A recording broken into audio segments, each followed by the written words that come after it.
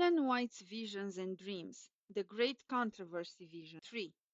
In the very first vision Ellen received as a teenager, she was shown things that have to do with the last days of the great battle between Jesus and his angels and Satan and his fallen angels that has been raging on this earth ever since Adam and Eve listened to the serpent instead of obeying God. Later, in 1848, she was shown more, and then in 1858 she had what we know as the Great Controversy visions, which gave her more information. What were these visions really about? Well, they basically give us the details of Satan's master plan to fool all the world, even God's faithful people.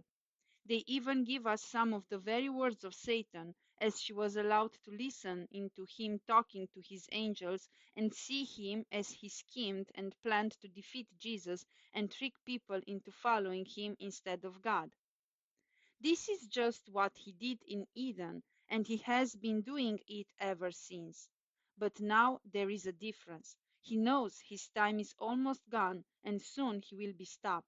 So he has more plans and tricks now than ever before, and he's using them all.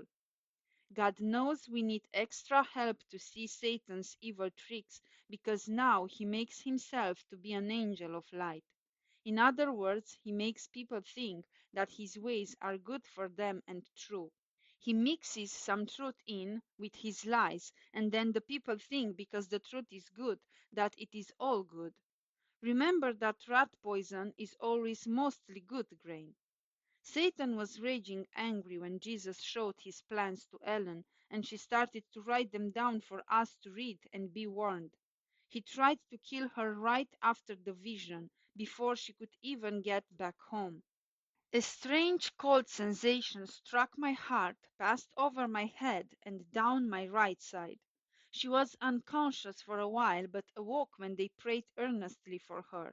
She was not able to move her arms or legs and thought she would die. Satan had tried to kill her, but an angel was sent to help her, and as the dear people who loved Jesus continued to pray, she began to be able to move a little and could go home the next day. However, she was still partly numb, very sick and unable to walk properly. In this suffering way she began to write the book. At first she could only write one page, and then she would collapse and have to rest for 3 days. But she kept trying, and the people kept praying. Finally, the power of Satan was broken, and the book was written. First came Volume 1 of Spiritual Gifts, then in 1884, in Volume 4 of Spirit of Prophecy, she wrote a more complete account.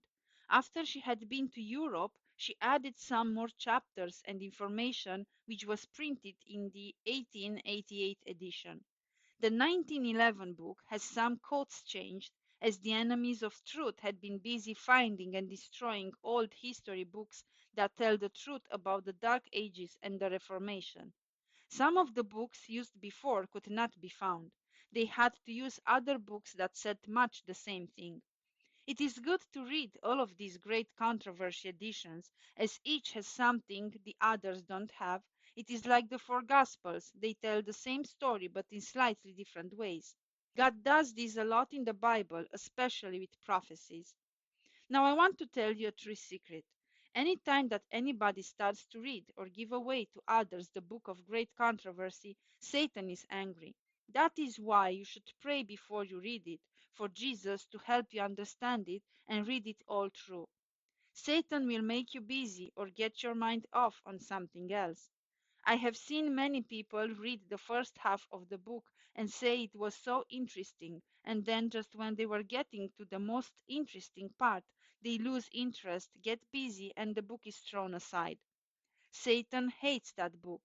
That is why we should love it second only to our dear Bible, which Satan also hates. I also think of the courage that Ellen White had, as she wrote faithfully even when sick and suffering, so we can have the messages God wants us to have. When we see her in heaven, we must say, "Thank you.